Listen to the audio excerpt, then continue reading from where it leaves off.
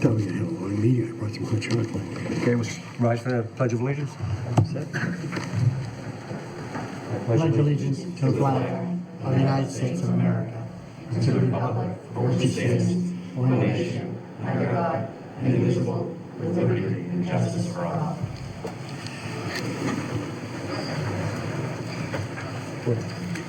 Begin the meeting with a moment of silence, and during the moment of silence, if you could think of a couple of families. Family of John Campbell. John Campbell passed away on the 30th, and on October 9th from 4 to 7 at Blanchard's there'll be visitation for John, and his funeral will be the next day, but they haven't set aside a time yet. He was a 1961 graduate of Whitman Hanson, who was the owner and operator of Harding Print in Whitman. A lot of us have used Harding Print. He was also the founder of the Whitman Historical Society, and he was unbelievably devoted to collecting, storing, and cataloging historical articles and materials for Whitman. Remarkably nice man. If you could please keep him in your thoughts. And also, before the weekend, the funeral was yesterday actually, Joseph Boss from Whitman passed away. He's the father of Kathy Jo Boss of dancing school celebrity, and the father-in-law of Jeff Deal, the former state legislator. You could keep both the Bosses and the Campbells in your thoughts, please.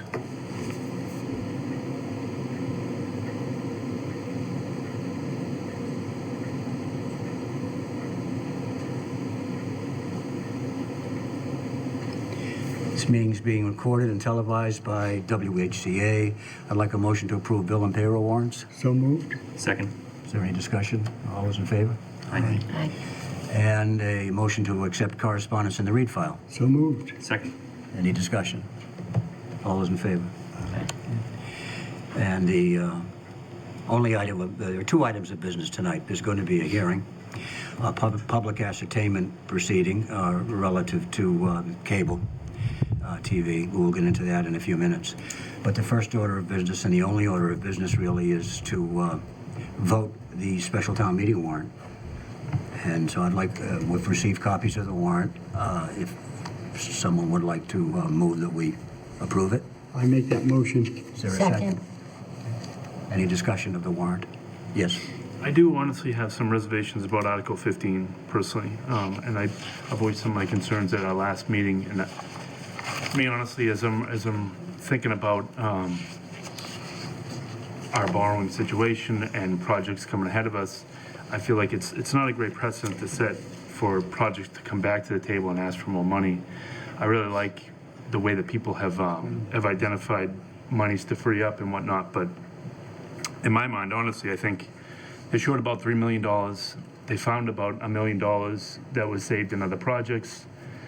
I wouldn't mind using a little bit of stabilization, $500 to $1 million, and then for the remaining to kind of come out of the project itself. You know, where they have to cut soft costs or, you know, with different parts of the building project. But I'm really hesitant to go back to the people, knowing that even though there is some trade-off with a past project, it's still going to be passed on in rates. And I'm not really comfortable doing that right now, given our current climate. Okay, thank you. Anyone else? Do you want to say anything? If I could, that would be great. Just be my guest. Okay, so, and you do know that we discussed this, that the borrowing authorization for the sewer force main, because we are applying 2.2 million in ARPA funds, we won't be borrowing 2.2 million out of our authorization for the sewer force main, and instead we'll be borrowing for this project. The sewer force main was being paid for through rates, and the town had an increase of $1.50 a year ago. That was the first half of the rate increase, and they had a rate increase going out next week, October 15th, I should say, in the bills for the additional $1.25. Those two rate increases were 100% the projection for the sewer force main project. They have pulled that notice from the printing because the rates of $1.25 because of the ARPA don't need to go up quite that much. So we ran some calculations, and Ken Lytle, the accountant, will run some more tomorrow.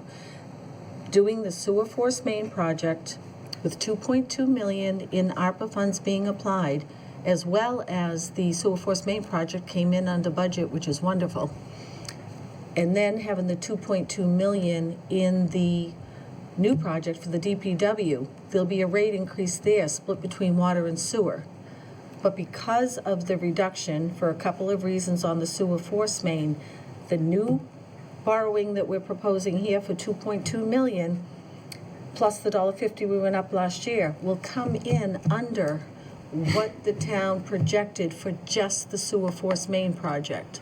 So in totality, it's really not, it's going to be less of an increase than what was originally projected for both.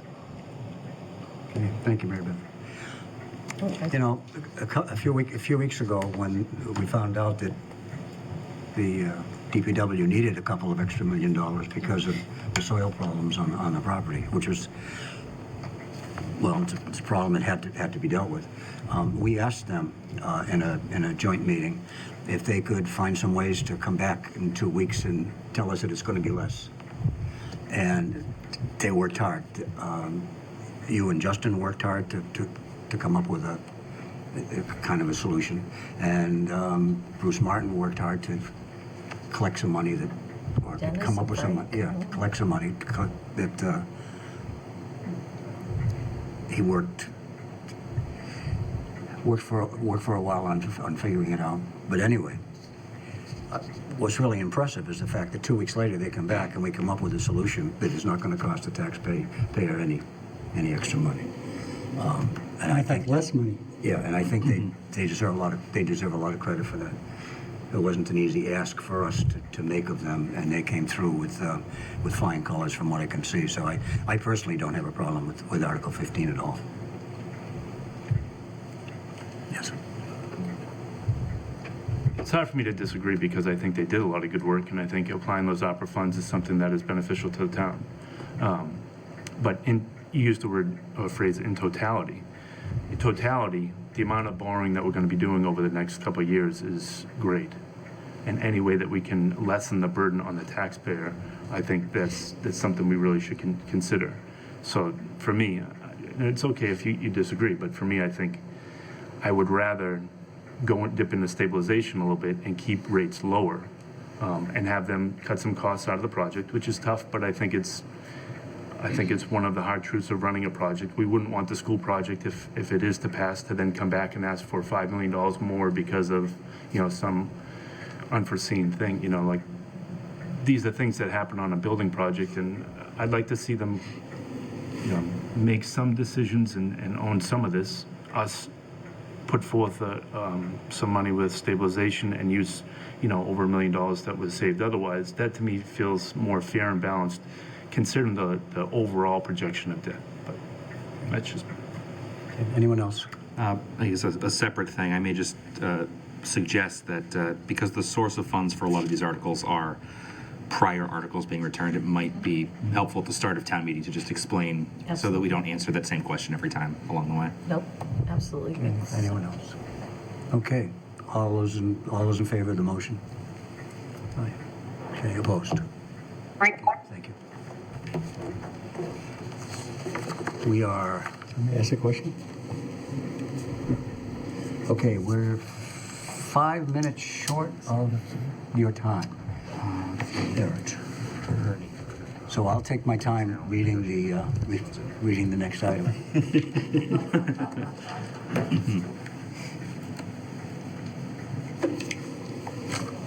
In about 7 minutes, we're going to have a public ascertainment proceeding hearing pursuant to 47 U.S.C. Section 546, Section 626 of the Cable Act, regarding the renewal of the cable television license of Comcast Cable Communications Management, LLC, thank you, formerly Comcast of Massachusetts, Incorporated. The purpose of this proceeding is to identify the future cable-related community needs and interests and to review the performance of the cable operator under its current cable license.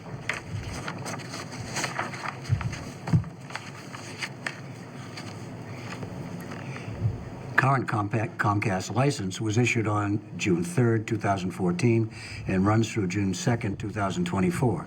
This hearing is being held in furtherance of the goals of the Federal Cable Act. Public notice of this proceeding was published twice in the Whitman Hanson Express. Here, we ready, Eric, to go into it? I see we've got Mike here. I'll come over here so I can at least make it into the system. I see we've got Mike on the call. I'm not sure that Attorney Solomon is yet here. Did it look like he was there, Ryan, in the Why don't room? I introduce Michael then? And Let's do that, yeah. Actually, before, I'm just going to explain why. be my guest. And if you take 5 minutes to explain it, it will be great. Shouldn't take that long, but we'll see what I can do. In my day job, I'm the Assistant Director of Pipeline Safety for the Commonwealth. Comcast has a separate proceeding before me in that capacity. So to avoid the appearance of a conflict of interest, I'm going to recuse myself from the ascertainment hearing here. So nothing against you folks. It's just protect my integrity for that job. Yep. So thank you. See you, Justin. See you. What a way to get out of it. That wasn't meeting 5 early. minutes. Okay, here with us on the screen, the screen over there, is Comcast Senior Manager of Government and Regulatory Affairs, Michael Galla. Welcome, Mr. Galla. And Mr. Galla is here with us to observe as this proceeding is part of the ascertainment process. We will not be asking Mr. Galla to speak or address questions to Mr. Galla this evening. However, Mr. Galla, if he, please feel free to be recognized to speak if you feel there's a need for you to do so. We very much appreciate your being with us today. It reflects the commitment of Comcast to the town and the public education and government access community television in Whitman. Thank you. Okay, you're welcome. And apparently, Mr. Solomon isn't here yet. Attorney Solomon is not.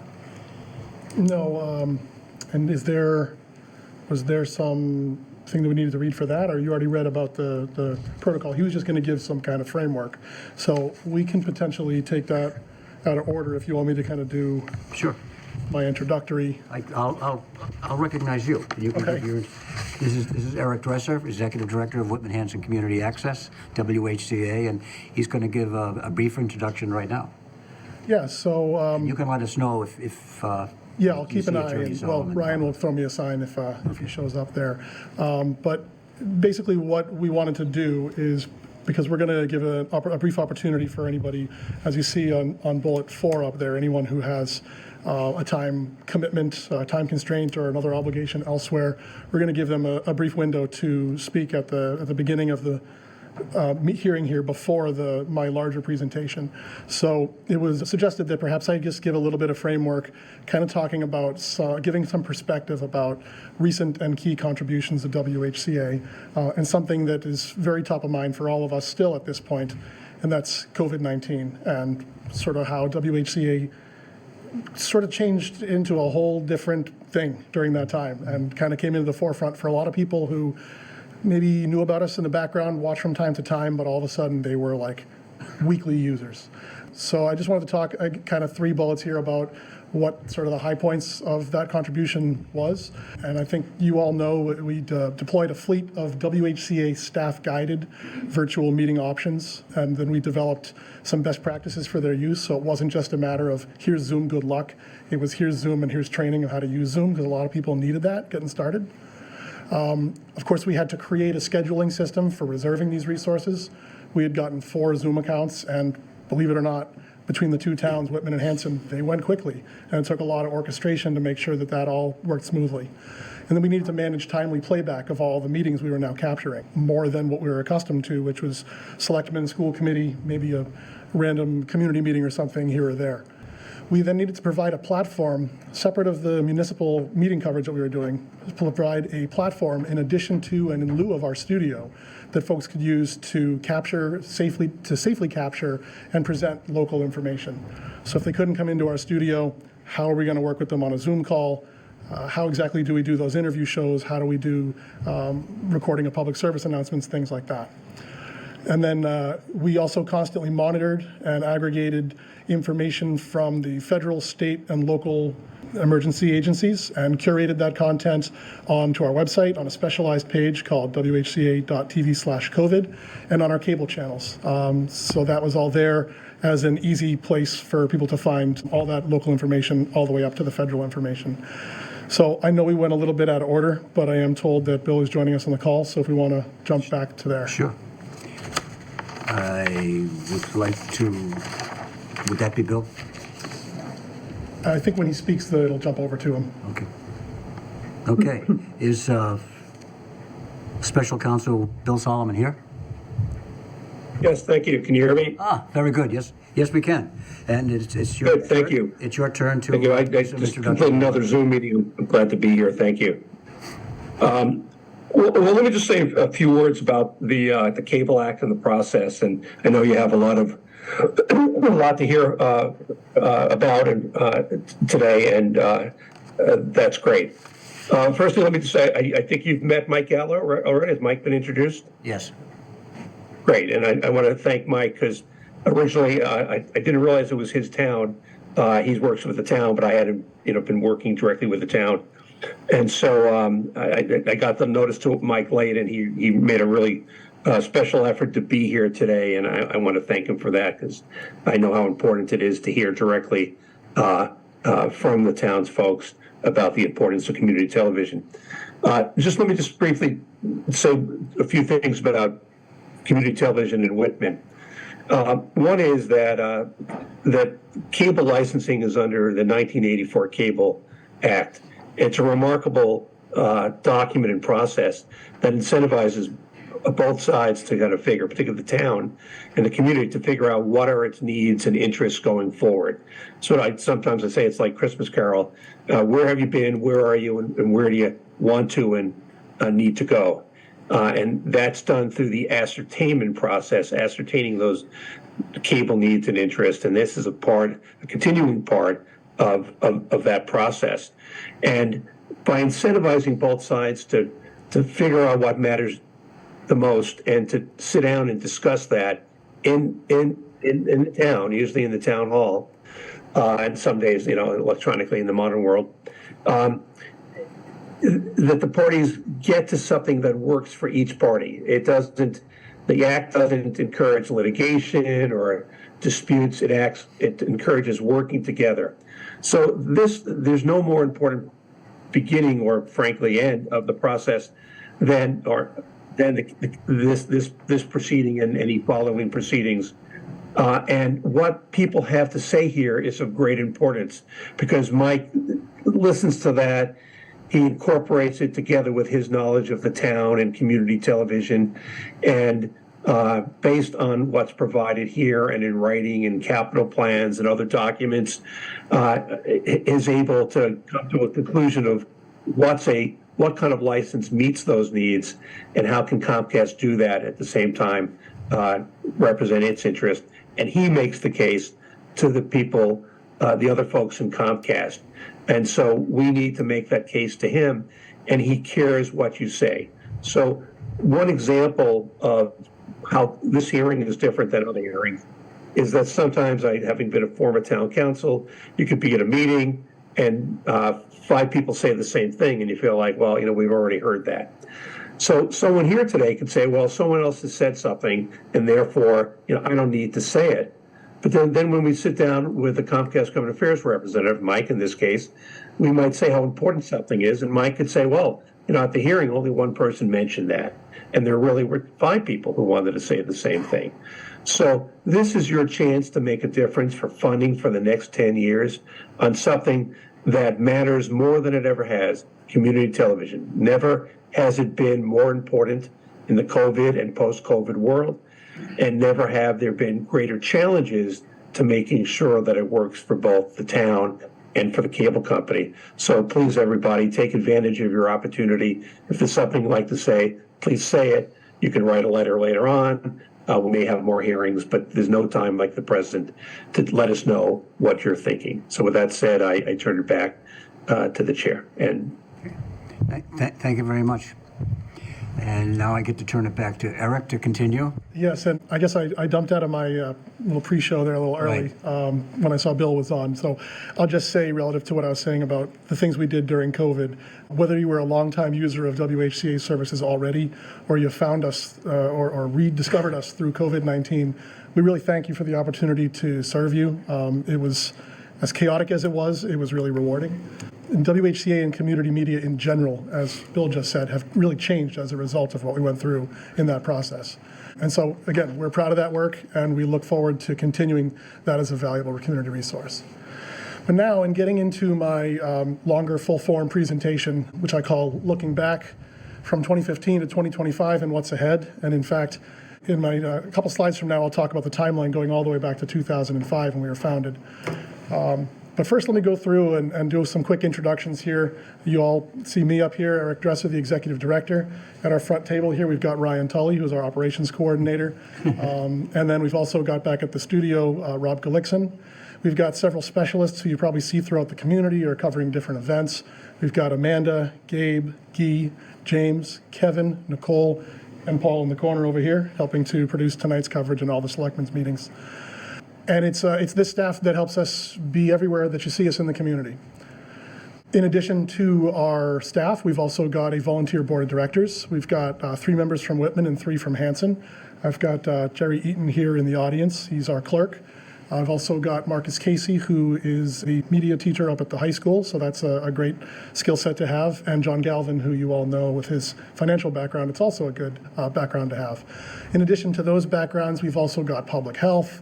We've got broadcast engineering, we've got video production, and Jerry's a great resource with some of the veteran services and advocacy work that he's done with that. So we really try to build a good board that is a good touch point for the community to have us kind of going in the right direction relative to what the community is looking for, but also to make sure that we touch on these different areas of expertise and tap into them where we're able to. And then I can't talk about our volunteers without recognizing the fact that we are largely, aside from that nice staff that I showed you on the previous slide, everybody else that's doing work, and some of the folks you'll hear from tonight, are our volunteers who come and take out the equipment and help fill the channel with content. So they're also extremely appreciated, and without them, we wouldn't be what we are. So a little bit about the communities we serve, and I underline the S on the communities we serve, more than one, Whitman and Hanson. You're all in Whitman, so you probably know some of the statistics that are here, but for the sake of those who don't, we've got a population in 2020 of just over 15,000 people. And the cable subscribers as of 2022 is just under 3,800, so 3,707. On the flip side of that, we've got another almost 2,800 in Hanson who we serve. So total, it comes out to about 6,500 households or cable subscribers between the two communities, again, using the 2022 numbers. So history of the organization. We were founded, as I said, as Whitman Hanson Community Access in 2005.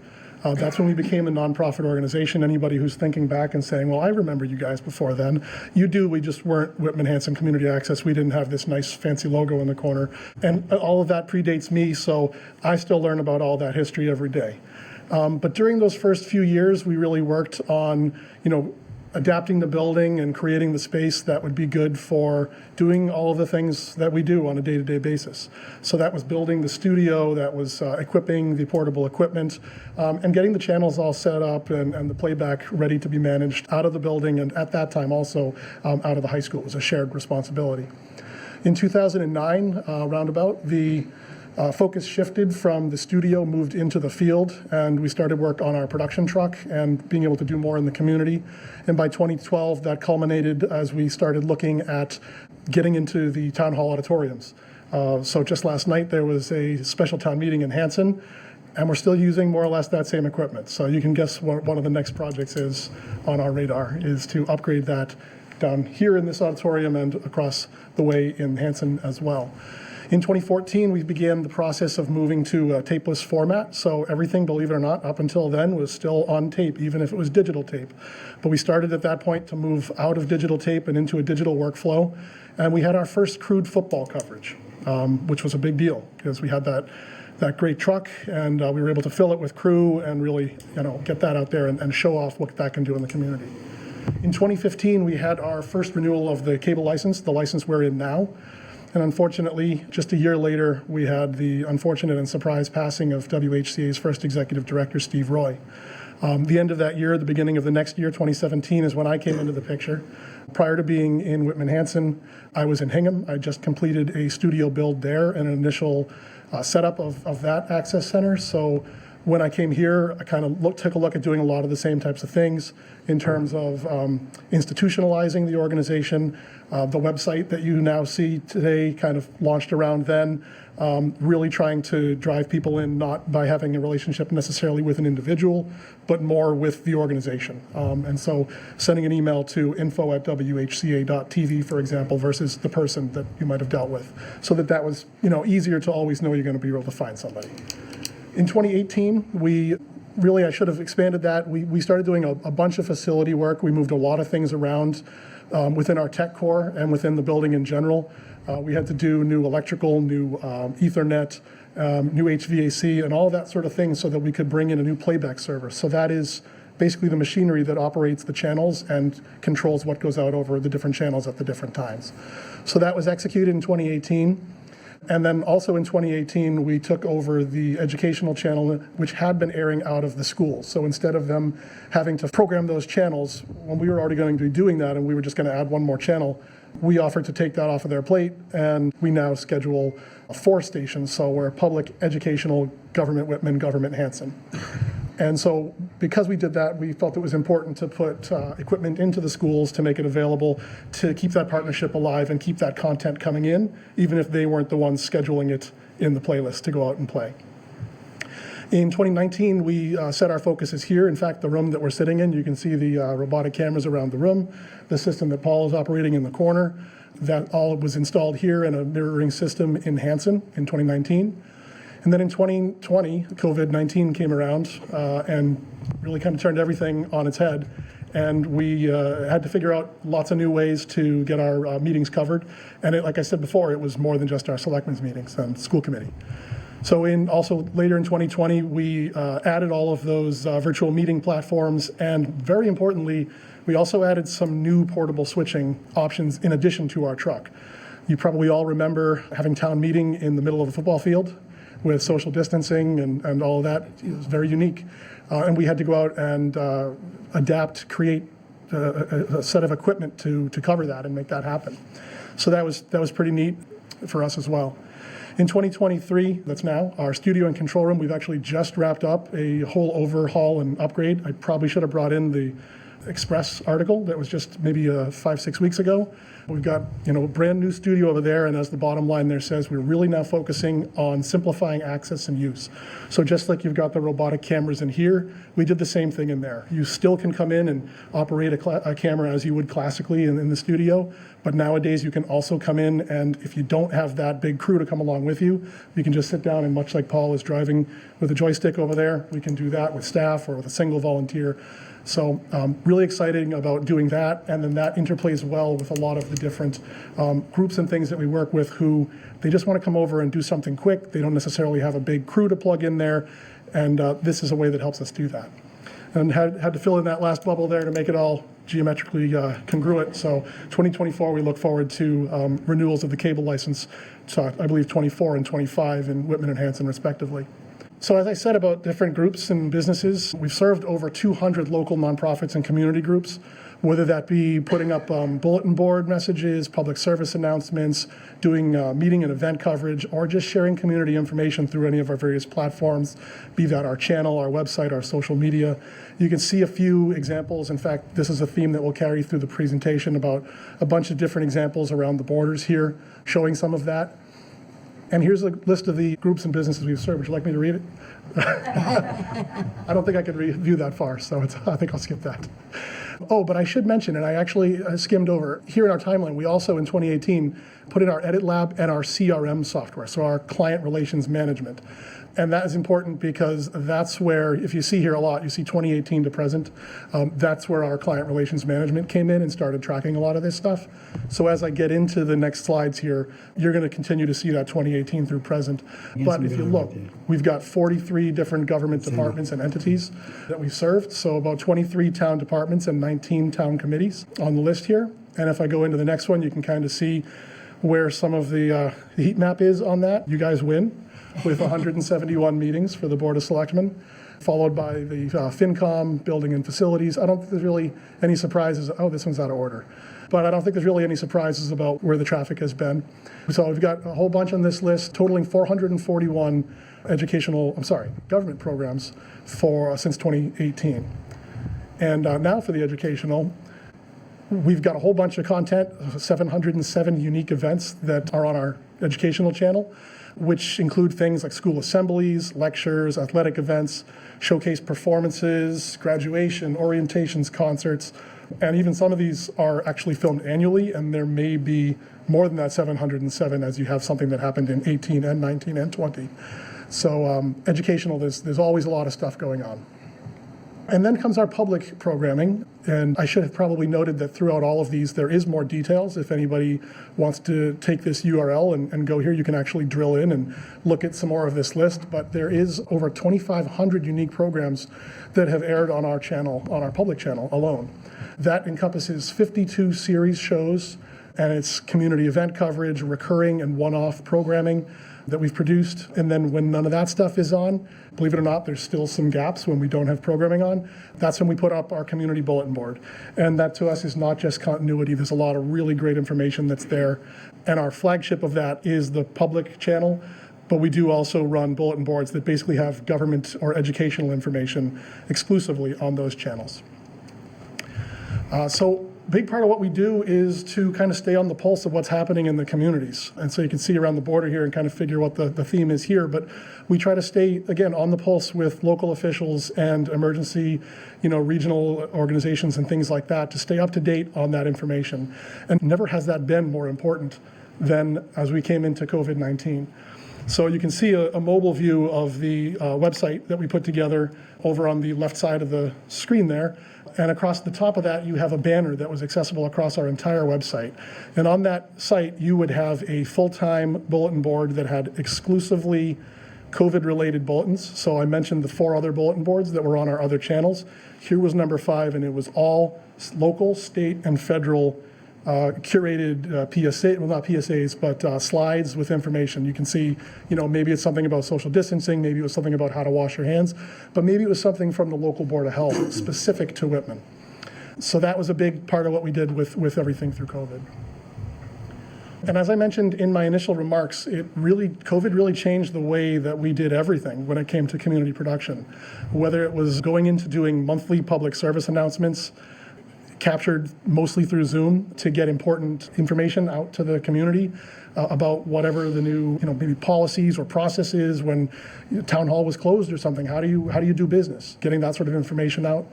Again, I mentioned at the beginning, we developed 4 record-ready virtual meeting spaces and then created training on not just Zoom, but this other platform you see there, Jitsi Meetings, allowing us to provide almost limitless number of meeting spaces, not just for things that were going to be recorded, but just for community organizations that needed to stay in touch. Maybe it was the scout troop or a school-related group or something like that. We were able to give them a place that they could meet and a training that they could use with or without staff assistance to just get in there and get underway, stay moving. We worked a ton, and we continue to work with faith-based institutions who brought their services to WHCA. I still do at least 3 or 4 of those every single weekend from churches that this worked great during COVID, why stop? And then, of course, we had these larger scale events and things in the community that we needed to cover like we'd never done before, like those unique town meetings in the middle of the field, or like graduation, again, in the middle of the field, and things like that, and having to work in these non-traditional spaces. So as I sort of wrap up, I will tell you that we truly enjoy the challenge of offering ever-improving and expanding services to the towns of Whitman and Hanson. We feel very proud to have been able to quickly pivot our services and meet these challenges. We think that we're going to be able to keep very dynamic and responsive in changing to the evolving community needs. And with the resources to meet our cable-related community need and interests, we stand ready to not only continue, but even improve and expand on our mission, which is to provide content and opportunities which inform, enlighten, and entertain members of the Whitman-Hanson community through access to modern technology, equipment, facilities, and training.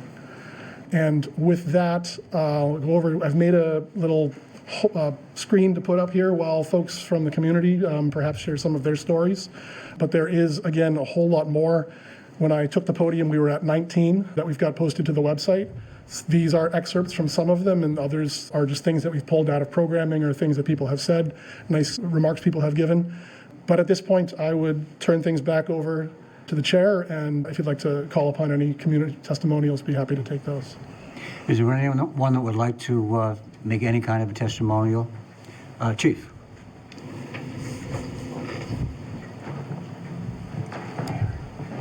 Good evening, Fire Chief Tim Clancy. I'm also speaking on behalf of Police Chief Tim Hanlon, who was unable to make it tonight due to a previous commitment. We had a conversation earlier today. We've had a great partnership with WCA over the years. We've been able to push our message out. We've done a lot of shows over the years, ranging from chief talk to public safety meetings to even having them at our open houses, which will be in the spring this year, just a shameless plug. But they've always been there, and they've always pushed out the message for us. But furthermore, when I took over as chief, we went into the second round of COVID. We needed a medium to get the information out. And we pushed it out as best we could. We used social media platforms, we used the local newspaper, even regional newspapers, but the one reoccurring area that people always went to find the information was cable. They always went to it. It was always there. They could always find the information. And I felt confident that when we pushed this information out, that it was posted to the cable channel, and it was great for people to find. And it was a great help for us and truly helped us through the pandemic. So thank you. And on behalf of both chiefs, we have a great partnership with them. Like I said, we enjoy working with them, and it allows us to get our message out in a different medium. Most people won't just come up to us and talk to us. This gives us the opportunity to reach a community base that we wouldn't normally reach. And for that, we're very thankful, and we always offer our support, Eric. Thank you. Thank you, Chief. And I saw David's hand up also. I'll also like to speak. I'll speak up to David. Thank you. Just identify yourself, David. Yeah, I will. Good evening. Chair, members of the Select Board, thank you for your time. My name is David Forth. I live at 22 Oakwood Ave. Tonight I'm speaking on my behalf and not that of any committee or board. I moved to Whitman in 2008. Early on, one of my first experiences with the community was through its cable access channel on Comcast. In second grade, I sat from the comfort of my living room watching my peers host their cooking channel.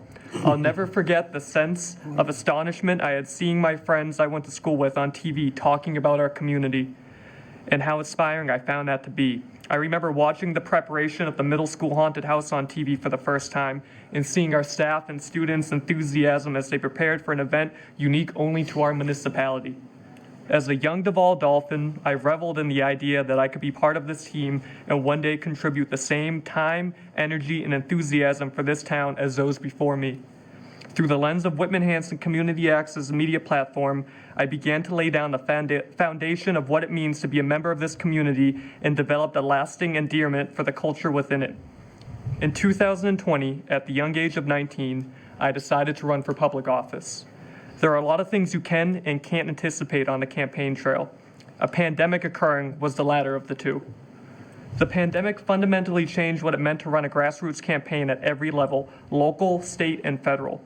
Older and immune-compromised members of our community were hesitant to engage face-to-face at the risk of putting their own or others' health in danger. This led to innovative changes in how candidates and traditional media demographics engaged with our community. Whitman-Hanson Community Access was at the forefront of leading this positive change for our community, providing a vital asset that is now needed more than ever, continuing to live stream and archive previous local government meetings for community members to watch at a time convenient for them. WHCA is the only media source that provides an impartial view of local government, providing a platform and level playing field for every single candidate. Not only that, but any individual has the opportunity to utilize their platform to create their own content and use the professional equipment provided by WHCA. Under the leadership of Eric Dresser, WHCA has done an amazing job continuing to carry out the legacy of Steve Roy and the foundation laid out during the era of Continental Cable. A legacy consisting of unbiased journalism, equal access and opportunity, and an openness to unorthodox approaches to local government. WHCA also continues to uphold Steve Roy's legacy by airing and posting vintage videos going back to the early 90s on various platforms. Mr. Dresser has also moved swiftly towards the future with innovative ways to engage younger and older demographics, adapting to the age of streaming, while also continuing to evaluate the outlook on the ever-changing media landscape. I am extremely thankful for someone of Eric's character, enthusiasm, and love for our community is at the forefront of providing the lens through which we view it. I cannot say enough about the team and former team members at Whitman Hanson Community Access. These people have a personal sense of pride in their craft and a passion for our community. Thank you to Ryan Tully, who for 4 years now has indulged my eccentric personality and continues to greet me with a warm smile every time I see him and his daughter biking around town. Ryan is at times the face of WHCA for a lot of local officials as he often films our meetings, and his presence has helped make me a better person and advocate for it. Thank you, Paul Watson, who has always gone above and beyond for me, whether it's taking the late great former Historical Commission Chair Marie Layler and myself to New Hampshire to go climb church steeples and look for the only remaining known Aaron Hobart Bell, or for even a quick bite of some pizza. Paul is always there if I have a question, whether it's in his office or during Whitman Day. Thank you to Kevin Tachi, who first introduced me to interviews and candidate forums, providing me with a fair and courteous experience. Kevin and the team at WHCA helped me realize that if a teenager can be provided with a fair opportunity amongst everyone else, then anyone can have an opportunity. Thank you, Rob Glickson, for being considerate and listening to my questions I have during meetings. I sincerely appreciate your patience. Thank you to Guy Laguerre, for always being a call away and always helping out with our interviews. I appreciate the sincere interest you take in learning more about our community. Thank you to former member Heather Gonsalves for being in constant contact with me when a community member experienced a severe fire resulting in the loss of their loved one, and you were there looking to support and boost media outreach to fundraise in any way you could. This team goes above and beyond for everyone. WHCA embodies what community access truly stands for. In closing, it is imperative that we renew the licensure for WHCA to allow them to continue the substantial work that they have put in for our community. WHCA provides the honesty, engagement, and civic education that is desperately lacking in the current state of our union. Thank you again to the Select Board for indulging me this evening. Thank you. Thank you, David. And just Dan and then Kevin. If I may, I can remember in 1905, 1904, when Comcast decided to close the studio and move Whitman and Hanson possibly to Hanover. That's when I was chairman of the board at that time, and we negotiated to buy the building, to purchase the building and the equipment, and maintain Whitman's studio in Whitman where it is now. Then Hanson joined us when they didn't want to go to Hanover also. And I can remember the first shows, with June O'Leary and Mary Alice Kirby just doing around town and, talking to people in the businesses and people on the street. Same thing with Kevin Toshi. Those old shows, I would love to see some of them on there whenever we were at our youngest age. One of the things that I'm appreciative of the Whitman Hanson Cable Access is I'm on the South Shore Votek School Committee, and when the union was broadcasting or filming our meetings, and then they would give us discs, and we would send them to the 8 towns at the time so they see what we're all about. When they said they couldn't do it anymore, and they asked if we would, if we still wanted them, and I was negotiating, I said, yes, I do. And I said, I'll let you know. And they wanted to pay him. And then I asked, I think it was Kevin Toshi at the time, he says, Danny, we'll do it for nothing. That's what we do. And that's when I told the union, no, we have somebody else to do it at a better price. And it was for nothing. So, that was amazing that they came that far, and they would set up and they would go through the whole meeting and work on that. And they would also come to our graduation when we held it at the South Shore Music Circus. So I can't say enough about Whitman Hanson Cable Access and how it has grown since 1905. It's just, and Steve Roy, when he was actually the cable studio manager for Comcast, or whether it was that or Continental, we asked him, would you stay and run our studio? He said he'd be glad to. And we kept him on, and he started to build the Comcast, build the studio, Whitman Hanson, and get it as much as he can, but it would only grow so far. And then, of course, when he passed and Derek, you came on, you've just made it grow from this to this, and I am very appreciative of it. Thank you very much. Kevin?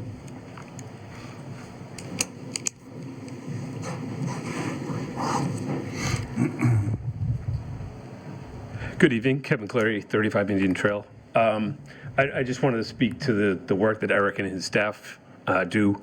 I'd say on a personal level, as my children grew up through the school, watching the talent shows, the graduations, the shows at the high school and all that, it's fun to see it again, certainly during COVID-19, I don't know what the town would have done without them. Being a member of the DPW commissioners, we needed to meet, just like yourselves and your board. We needed to do our town business. We needed to keep things running, and with Eric and his staff, allowing us and enabling us to be able to meet and continue doing our business was huge. You know what I mean? We needed that. And then also, a special thanks as far as our building, going back to even 2008 when we started the process. They provided what was professional video, professional photography to get that message out, as the chief said, to get that information out to the people. They did it back then, they did it most recently last year, and same thing, we'd go back to them and say, hey, can you tweak this? Can we change that? Can we make a couple pictures of that? And there was never any question. It was never, whatever you need, whenever you need it, we'll take care of it. So certainly on a personal side and also on behalf of the DPW and the commissioners, we certainly thank you for all your effort and hard work, and hopefully continue for many years in the future. Thank you. Anyone else? Yes. Dawn.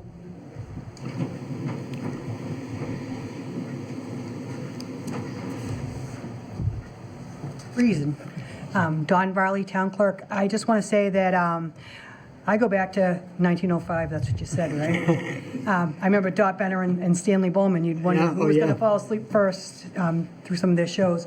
But anyways, to the Town Clerk phase of it, we have been using cable, or WHCA even before that, for many, many years, before COVID, before any of this, to get out voter registration deadlines, election results, things like that. And I've never, ever had a problem. I've always sent an email, a press release, and I knew it was going to be out on the cable access. And I know that, like my mom looks forward. A lot of people are doing the social media thing and the YouTube and all that, but there's still seniors out there who rely on the cable channel, and they rely on the things that are put on your cable channel and on cable TV. I know my mom looks forward to it, and when there's a meeting and there's no sound or something like that, I get texts of what's going on and things like that. And like I said, the ease has been incredible over the years. Now to COVID-19, that's been even better. I mean, I'm not that old, but I still had trouble with Zoom. I had never done Zoom before. What was that? And you guys walked me through every step of it. And anybody who came to me, because we do post the meetings, I directed them to your department. And again, you guys, I want to thank you for all your services throughout. And I look forward to it. We've got a presidential year. We got a lot of news coming out, and I look forward to any help and things like that you provide. Thank you. Thank you, Don. Thank you. Is there anyone else who would like to make a statement? I too, yes, is there somebody else? June. Oh, June. Good to see you, June. Well, I go way back with cable when we had a 15-pound battery to carry around and a camera this big. But it's grown so much, and it's grown because it's useful and it's needed. People don't go out of their houses, they don't exert themselves, they don't keep in touch with their neighbors. Half of them don't even know their neighbors' names. You don't get volunteers the way you used to. But cable has always been there to help project what things this town does produce. And it's mostly on a social level that I'm talking. We had soccer, when I was coaching soccer, we had soccer parades. Baseball, we had first ball thrown out of the year. Citizen scholarship every year. They come up and film our presentations.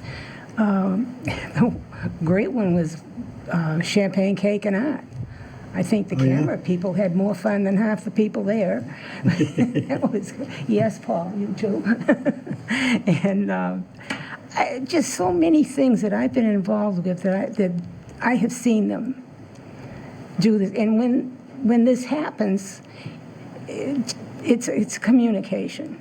And when it happens, maybe you'll draw in more volunteers. Maybe people that are just moving here will find out why this town is what it is. It's not just streets and houses, it's people. And if you're not communicating with them, then you're not doing it justice. So as I say, I want to thank them. They've been there for so many things. So many people have volunteered for that program, for their programs. But they do a great job. And I do remember Steve Roy. Steve Roy and I, when the Whitman Toll House burned down, I called him and got him out of bed. And he went up and filmed that.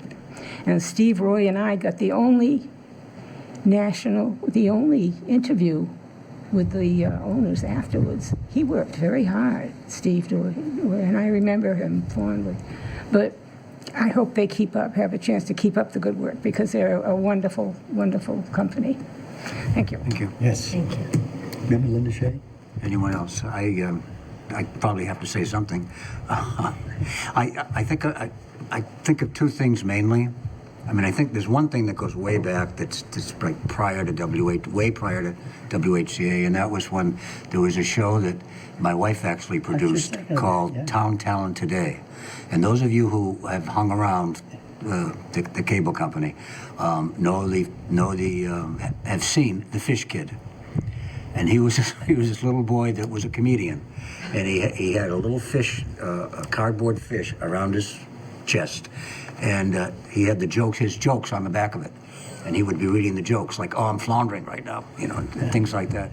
Everybody knew the Fish Kid, so I do go back to with cable TV way back, but we're talking about WHCA now, and because of COVID. We would not have been able to succeed, I don't think, as a town government, as a town educational system, as a faith-based community, without WHCA. I know I was able to go to Mass every week because of WHCA. I couldn't have gone otherwise because I just couldn't be in a situation where there were COVID possibilities.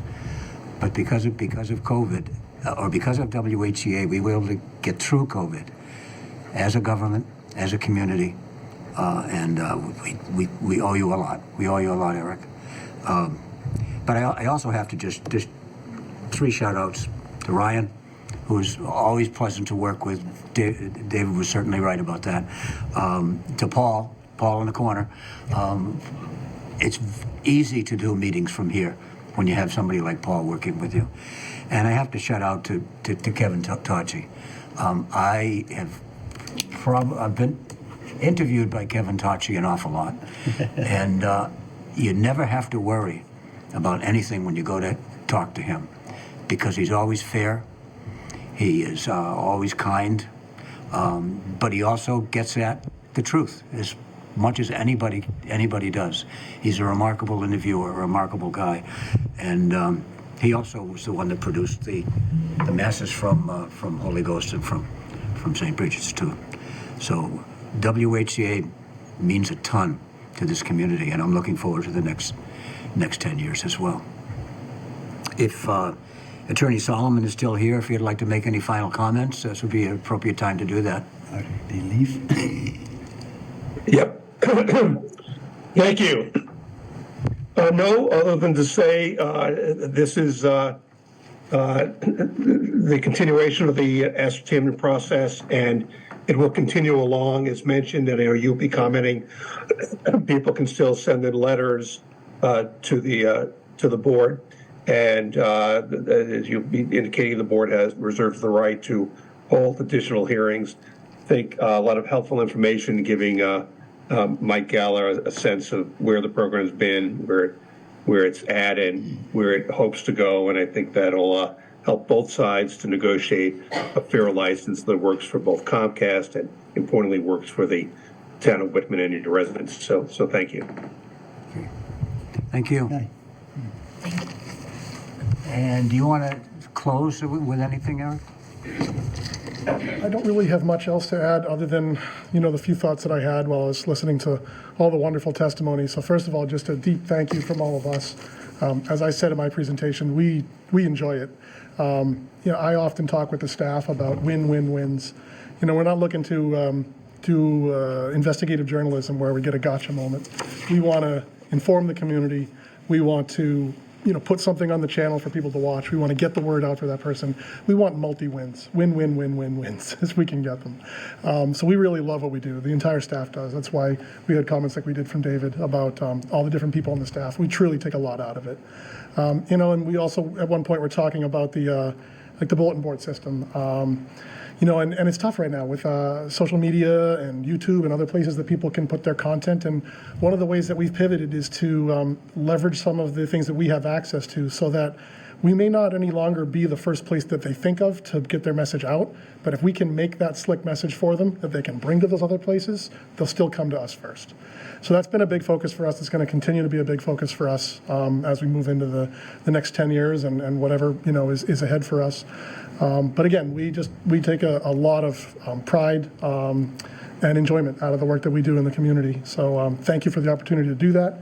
And then thank you for coming out and speaking in support of what we do. Okay, thank you. And again, if anyone has any written comments, they can send them to the Board of Selectmen, and they'll go directly to Mary Beth, and she'll take care of them.